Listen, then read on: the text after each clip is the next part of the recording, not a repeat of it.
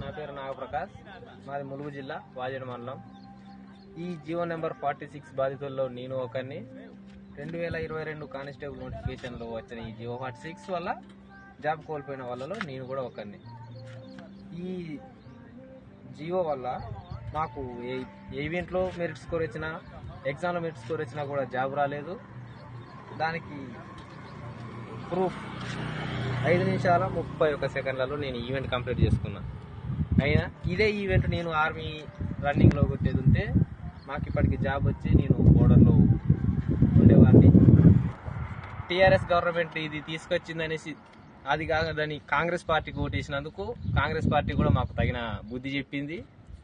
అందుకే ఇక ఈ గవర్నమెంట్, కాంగ్రెస్ గవర్నమెంట్ తెలంగాణలో ఉన్నంత వరకు నేను ఎటువంటి స్టేట్ పోలీస్ కానీ, స్టేట్లో ఉన్న ఎటువంటి ప్రభుత్వ ఉద్యోగాలకు కానీ అప్లై చేయను.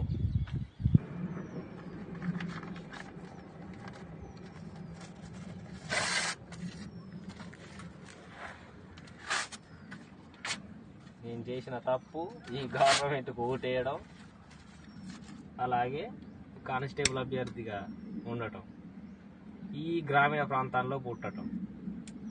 అందుకే ఇక నేను ఈ గ్రామీణ ప్రాంతాల్లో ఉంటూనే ఇలాగే ఉంటాను.